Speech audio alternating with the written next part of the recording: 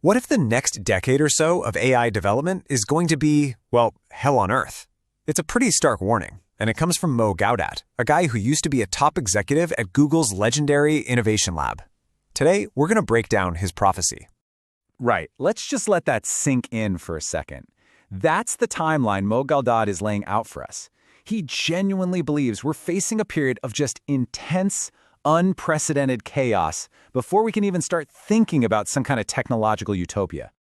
And look, don't make the mistake of thinking this is some far-off sci-fi thing. Gawdat says the clock is already ticking. He predicts a massive shift in the job market is going to start hitting us in just the next 2 to 3 years. So what exactly does this hellish period even look like? Well, according to Gawdat, it's not just one thing. It's driven by 4 key areas, all getting disrupted at the exact same time. And they're going to fundamentally reshape our world. And these dimensions, they cover literally everything. We're talking about AI-driven innovation making human jobs just obsolete. We're talking about a complete rethink of power structures, what we even consider to be real, and who gets held accountable in a world run by algorithms. You know, at the heart of all this chaos is a really simple economic idea. Gawdat argues it's not a question of if jobs get automated, but when. I mean, if an AI can do something better and cheaper, the cold logic of capitalism says it will eventually take over that job. Period. So, with this insane level of disruption, the old rules for how to succeed, they're basically being thrown out the window. Gawdat uses this really powerful analogy to describe the new way we'll have to think about work and business. And this just illustrates the shift perfectly, right? In the past, business was like a game of chess. Slow, strategic, you're planning moves way in advance. Today, he argues, it's more like squash. It's incredibly fast, you have to be agile, and it's all about reacting to where the ball is right now. Just think about what that actually means. In this new game, being adaptable isn't about some 5-year plan you review once a year. No, it's a constant, weekly, maybe even daily scramble just to stay in the game. Okay, so if the game has changed that dramatically, how in the world do you prepare to win? The good news is, Gawdat doesn't just leave us with the problem. He actually offers a pretty clear 4-part survival kit. He boils it down to 4 essential skills.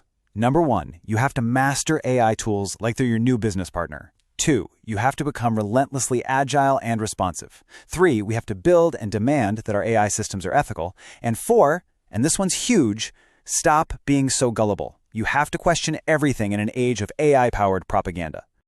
And to really use this survival kit, you have to totally rethink what learning even is. Gawdat puts it bluntly. He says, traditional education is over. The goal isn't to memorize facts anymore. The goal is to learn how to collaborate with an AI, basically using it as a direct extension of your own mind. But here's the twist. After all this turbulent, hellish disruption, Gawdat actually sees a surprisingly optimistic future. He calls this endpoint the 4th inevitable, a new state of being that rises from all the chaos. His logic goes something like this. After years of an AI arms race and total social chaos, a truly superior intelligence will just do the math. It'll realize that things like war, waste, and human suffering are just incredibly inefficient. So it's going to naturally seek the most logical, least harmful solutions, which leads to this kind of benevolent mathematical order.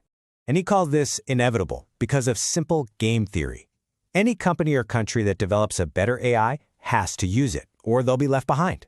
So eventually, this means AI will just run everything, from our laws to our logistics, because not using it is a losing strategy.